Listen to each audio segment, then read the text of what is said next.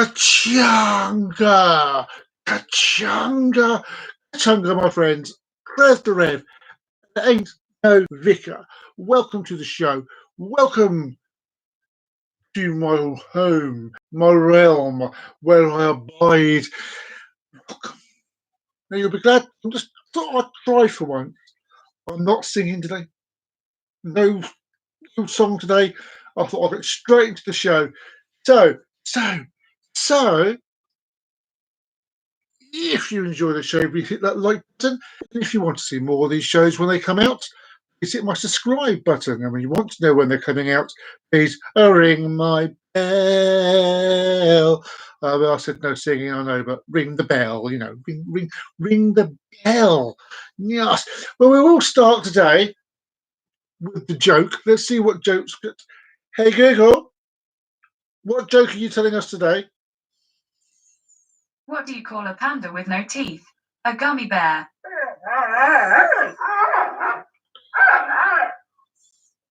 That's worse than my ones. That's worse than my jokes. Honestly, worse than my jokes. Well.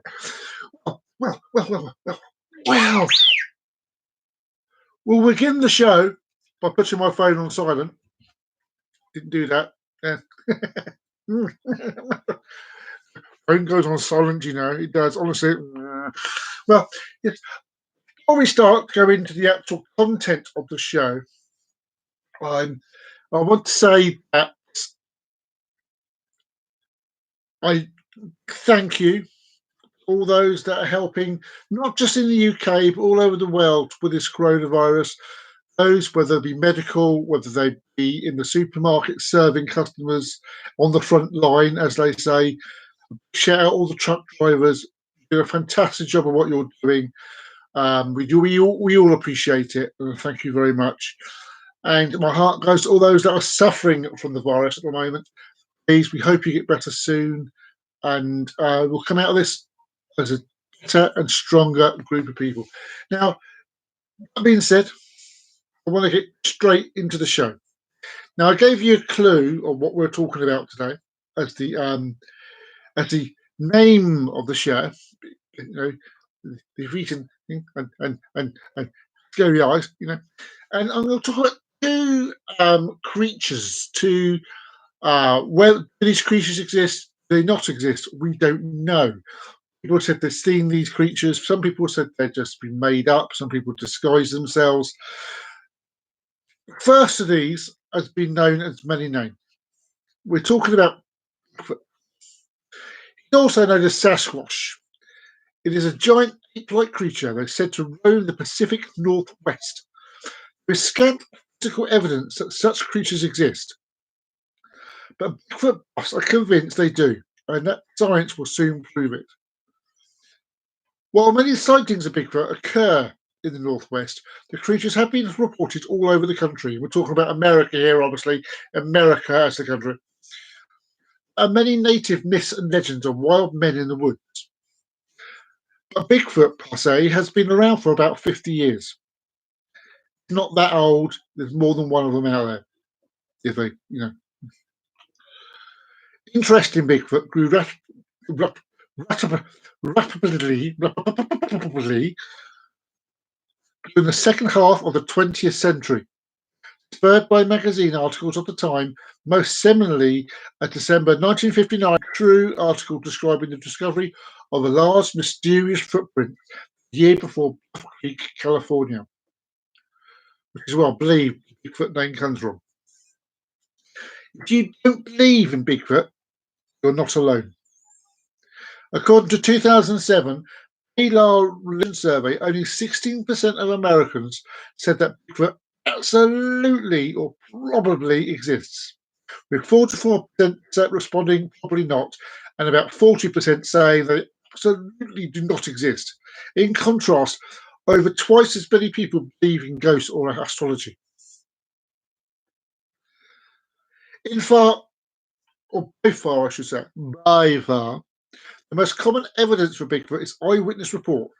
Unfortunately, this is also by far the weakest type of evidence.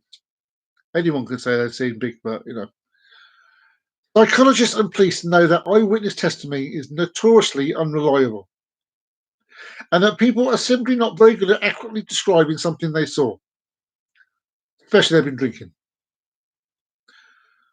especially at a distance in low light. And when the subject is partially hidden by trees and foliage, as most Bigfoot reports are, anyone can be mistaken, and pilots, policemen, priests, and public officials are no exception. Most Bigfoot researchers admit that the vast majority of sightings are mistakes or hoaxes, up to 95% by some estimations. Do they insist that a Bigfoot must be hiding in that tiny portion of sightings and reports that can't easily be explained? The most famous image of a Bigfoot is a short film taken in 1967 by Roger Patterson and Bob Dylan. Shot in Buff Creek, California, it shows a dark, man-sized and man-shaped figure striding through a clearing. Widely considered a hoax, it remains to this day the best evidence for Bigfoot. However, this poses a serious blow to the film's credibility.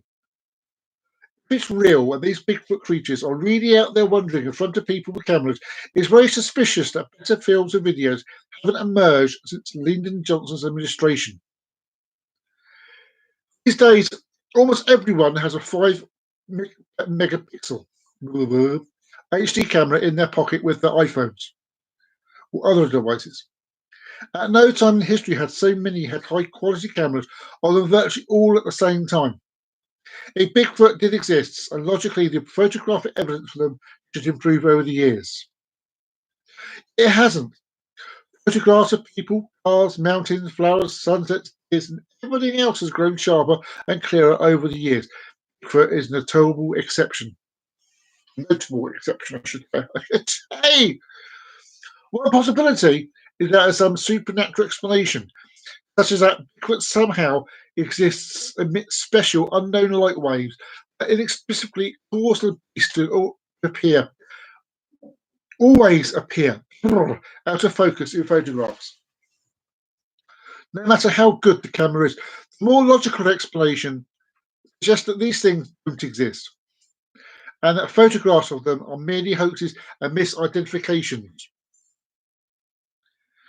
In his book, Footprint, veteran researcher Grover Krantz, Jonathan Books, 1992, discussed alleged Bigfoot hairs, feces, skin scraping, and blood. The usual fate of these items is that they either receive no scientific study, or else the documentation of that study is either lost or unattainable. In most cases where competent analysis have been made, the material turned out to be bogus, dude, bogus, or else no determination could be made. When a definite conclusion had been reached through scientific analysis, the samples have invariably turned out to have ordinary sources. Bigfoot hair turns out to be elk hair or cow hair. For example, the Bigfoot blood is revealed to be transmission fluid. Maybe it's the Bigfoot monster truck. Sometimes alleged Bigfoot samples are subjected to DNA analysis and indeed unknown or unidentified. However, unknown or unidentified results do not mean Bigfoot. There are many reasons why a DNA sample might come back unknown, including that it was contaminated or too degraded by environmental conditions, or it simply could mean that the animal in it came from was not amongst the reference samples that the laboratory used for comparison. We have no reference sample of Bigfoot DNA to compare it to, so by definition there cannot be a conclusive match. Makes sense. In fact, genetics provides another reason to doubt the existence of Bigfoot. It cannot just be one elusive creature. There would need to be tens of thousands of them in order to assure enough genetic diversity to maintain the species. With so many of them out there, surely at least one of the creatures will be killed by a hunter, or hit by a motorist, or on a highway, or even found dead by an accident, disease, or old age by a hiker or farmer at some point. Yet no bodies, bones, or anything else have been found. Hoaxers have further contaminated the problem of sorting facts from fiction. Dozens of people have admitted faking Bigfoot prints, photographs, and nearly every other type of Bigfoot evidence. One man, Runt Mullins, revealed in 1982 that he and his friends had carved giant Bigfoot tracks and used them to fake footprints for decades. Which are real, which are fake? Often the Bigfoot experts themselves cannot agree. Lack of good evidence hasn't dampened the enthusiasm of Bigfoot buffs. They have all they need in sighting reports, fuzzy photos, inconclusive hair samples, and footprints to keep the search going. Until better evidence comes along, old evidence will be rehashed and re-examined, and unless Bigfoot is proven to be alive, search will continue. So there you have the information on the first of my two beasties, Bigfoot. Does he exist? Well, Carl, mate. Carlos, how you doing? Well, Bigfoot is a good film. I agree with that. I know, especially with the Hendersons. But does he exist? Does he exist? I'd love to think he does exist. I'd love to think that Bigfoot exists and he's around somewhere. The question comes in: why hasn't he yet been found? Now, one plausibility is someone came up with a theory, and I can't tell you where I heard this theory from, but we all know that stuff like the fairies, the dragons come from a higher dimensional plane, blah, blah, blah. There's no reason why it can't be that way either. Another possibility, when I forgot when I read this, but a test was done when they wanted to things. If you believe in something so much, it will appear. And no, not a £50 note, Carl. I've forgotten what they call it. It's when you believe in something so much, somehow the fiction becomes reality. And for to be that way, people were so sure they want to see something in these woods and forests in America. All of a sudden, that corner of their eye, they'll see it. They believe so much, and that's how that's how it's seen. That's one possibility. The other possibility is it does exist and it survived all these years by keeping to itself, and there are more than one of them. There's a whole host of them all across America, and they've learned to stay away. They can emit a smell or something to push people away. They have to go in language and pins and stuff, way of doing things in the forest. I've seen on the hunting Bigfoot shows and stuff where there's a tree's been broken down in a certain way, and it has something big had to pull this thing down, and it's done so they can understand what the symbolisation of the tree broken means. So there's two thoughts. What do I think? Do I think it exists? To be honest, I'm on a 50-50 with this, because a part of me would love Bigfoot to be real, just prove all these people wrong. I would love to believe that Bigfoot is real. But a part of me doesn't think so. I've been watching a lot of these shows on the TV where they're determined to hunt them down. They go, all these eyewitnesses, and they prove that these eyewitnesses are actually wrong or they missaw something. And it's never really been proved there or back. So me personally, I would love to think that Bigfoot does exist. But personally, I don't think he does. It's I'm on the fence with Bigfoot, and I agree with that. And whilst we're talking about these unexplainable creatures in America, I'd like to go to another one called the Mothman. The Mothman.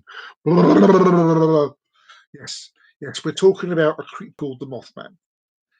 He looks like a giant moth and a man. Yes, you know. Are you ready? Are you ready? Then I'll begin on the second part of the show. We're now talking about the Mothman. The state of West Virginia, had its fair share of strange and unexplicable events, since the visitation of the Flatwoods Monster and Indrid Cold. Perhaps the strangest yet is the arrival of the creature known as a Mothman, who changed the sleepy little town of Point Pleasant forever when it swooped in one cold autumn night in 1966. Click, click, click. Today, Mothman is one of the most well-known cryptoids in the world, made famous partly by John Keel's book, lately adapted to film, The Mothman Prophecies. Mothman! Like the Batman show, innit? Mothman! He's also hunted and mounted monsters in Destination America. The first recorded Mothman sighting took place on November the 12th, 1966, 4 years before I was born, near Cleandon, West Virginia. 5 men were in a cemetery preparing a grave for burial when they saw something they couldn't explain.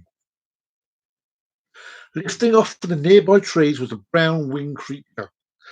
Men held to the fact that what lifted off beyond the trees was no bird, it was humanoid. The creature was sighted in many places across West Virginia and the surrounding states, but the largest numbers of sightings happened near the old West Virginia Ordnance Works, an area now known to local as the TNT area. West Virginia Ordnance Works is a abandoned munitions to the north of Point Pleasant, West Virginia, that dates back to World War II. The facility during its operation manufactured ammunition and dynamite. Surrounding areas, mostly forests, dotted with numerous grassy clearings and a thick concrete domes called igloos that were used to store barrels of gunpowder. Did Guy Fawkes know about that? The area is also riddled with abandoned tunnels, most of which have collapsed, been sealed off, or become flooded with water. A wildlife sanctuary, McClintic Wildlife Management, now encompasses the area. In 1979, fishermen in the TNT area reported that chemicals had been left to seep into the pond, causing it to be labelled an environmental disaster. By the year 1983, the TNT area was among the world country's most polluted sites. Not good, is it? It was here in the TNT area on the cold night of November the 15th, 1966, 3 days after the first sighting took place, that 2 young couples would encounter this bizarre creature. Roger and Linda Scarberry were driving in Roger's black Chevy Bel Air with Steve and Mary Mollett through the area around midnight when Linda noticed, unbelievably, 2 large glowing red eyes. Scary red eyes.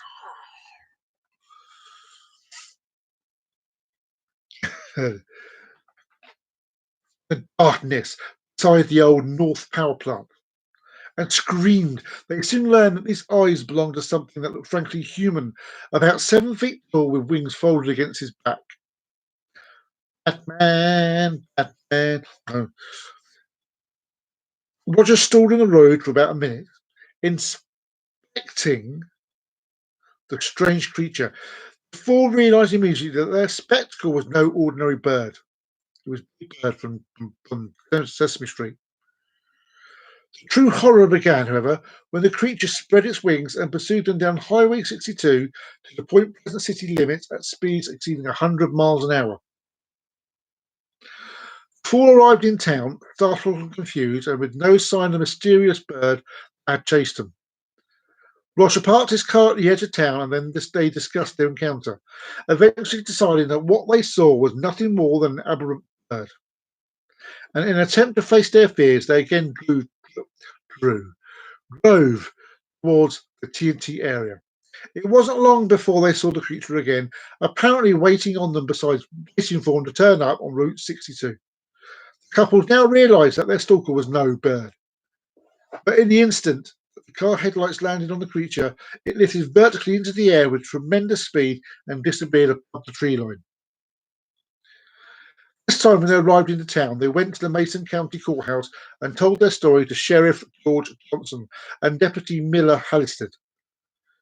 2 hours later, city police began investigating the area, only to return empty-handed. The next day, a press conference was held, and the local press began printing on the story, causing others to come forward with previous and future sightings. This was the major event that started it all. In the November 16th issue of the Point Pleasant Register, the strange account will be brought to the public eye with the headline, "Couple sees man-sized bird, creature, something."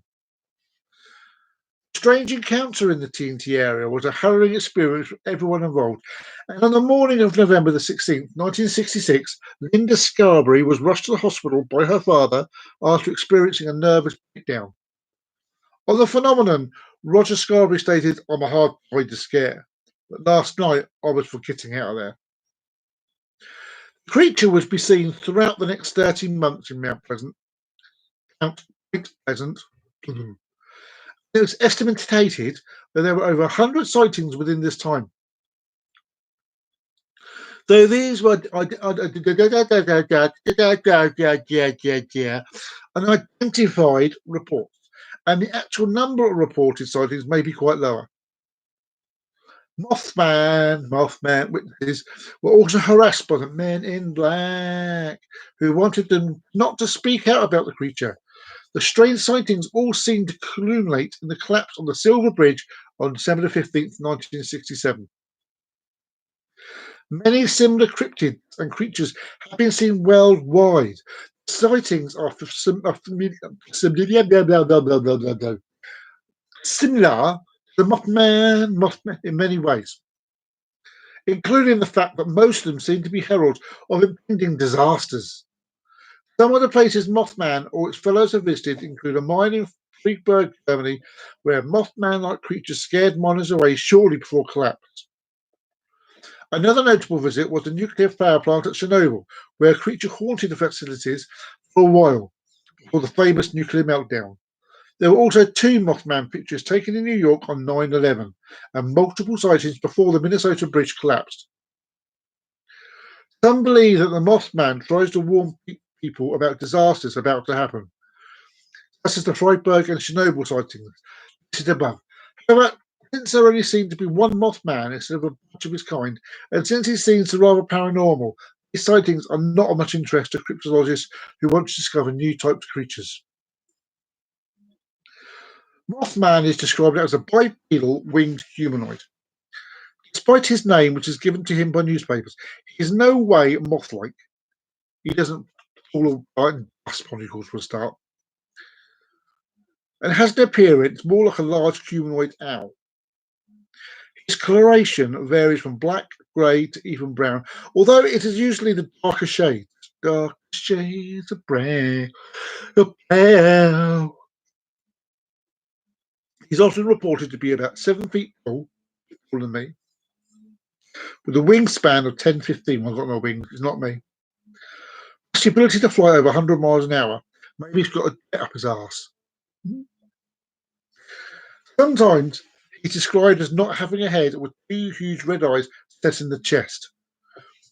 These eyes are reported to be glowing, or at least reflective.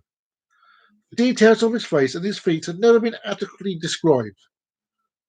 One witness who saw his face clearly could only say that the details were horrible and monstrous. She had terrible nightmares and nearly suffered a nervous breakdown. Anyone who gets a close look at the Mothman seems to suffer from extreme fear and psychological distress, sometimes lasting for months or years afterwards. In particular, people say that a sense of pure evil overcomes them when they see Mothman's eyes. He can fold his wings and walk with a weird shuffle that many witnesses compare to a penguin. When he flies, he unfolds his wings and shoots straight up at great speed, and levels out to go wherever he wants to go. He is rarely observed flapping his wings except for takeoff. Witnesses also describe his flight patterns as straight up like a helicopter. He can fly much faster than any bird should be able to fly, as measured by those victims who suffered from what seemed to be Mothman's favourite activity, chasing cars. Must be part dog. He'll fly in front of them and even sometimes hit the roof.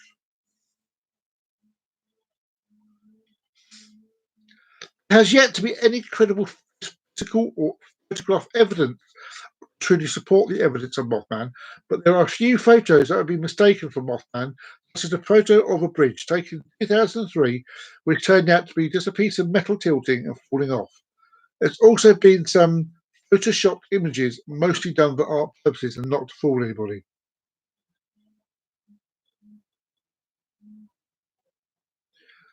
Mothman sightings have been associated with at least two other cryptids.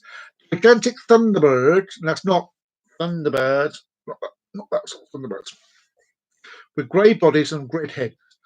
They were sighted in the same area at the same time by a few witnesses. An owlman, which is a identical creature with wings and red eyes, sighted in Cornwall, England in 1976. Now, I live in Devon. I never heard of owlman. I have to look into that. Maybe do a British one and do another British episode. Sheriff George Johnson, who the original witnesses contacted, believed the Mothman may have been a large heron. Really? Really? A large heron? Really? Wildlife biologist Robert L. Smith at West Virginia University thought that the Mothman was a sandhill crane, which the newspapers then reported on, but the witnesses completely disagreed.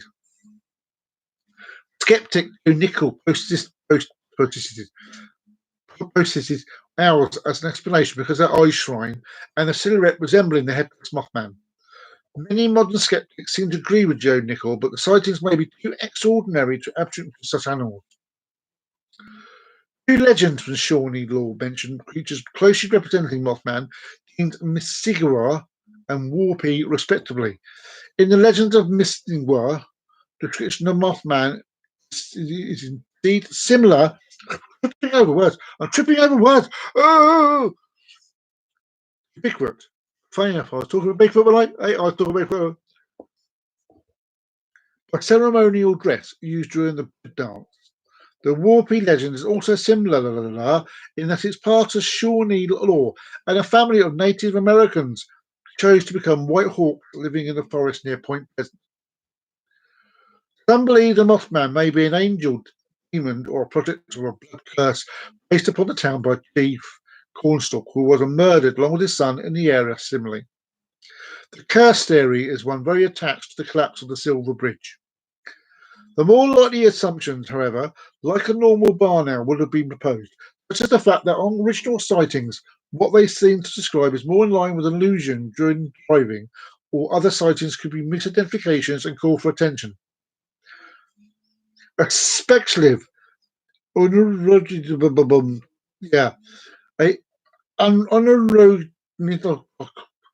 the word I cannot pronounce. It's like Northrid, P-N-U-R-O-G-N-A-T-H-I-D. I get anyone to try and pronounce that word. Ooh! And call for I said that. Plesiosaur, a dinosaur thing, has also been a claim made by certain people. However, it retains normal fun and speculative geology. Mothman Festival is an annual commemoration of the visit of the cryptid known as Mothman. Mothman. It started in 2002 and is held on the third weekend of every September in downtown Point Pleasant, West Virginia. It's located next to the Mothman Museum and the Mothman statue.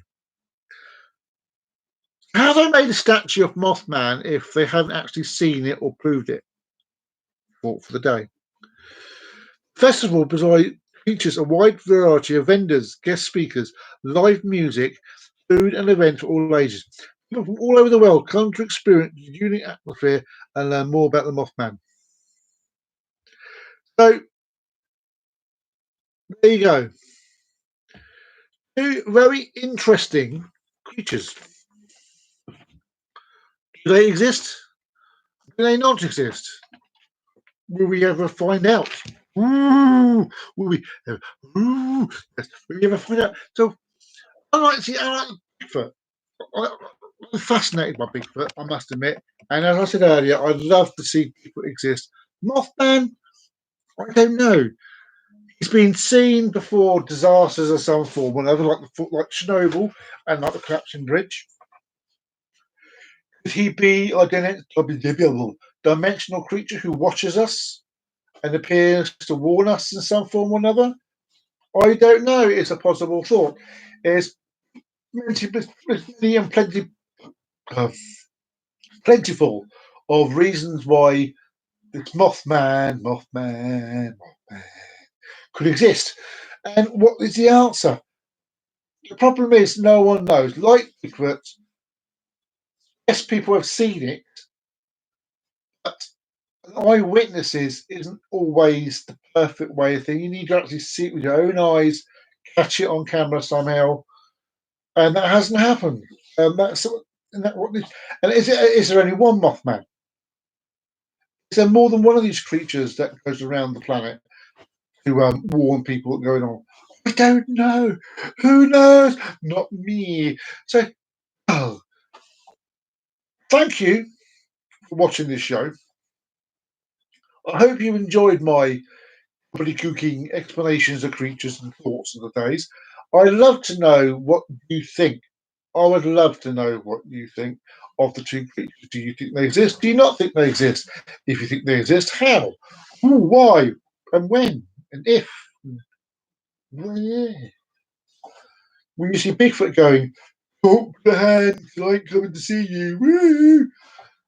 Oh, yeah, please, joking aside, I'd love to hear from all the guys who watch this video. And if you've enjoyed this video, please hit that like button. And if you want to see more of these shows when they come out, please hit my subscribe to see more of my shows and see what are in there.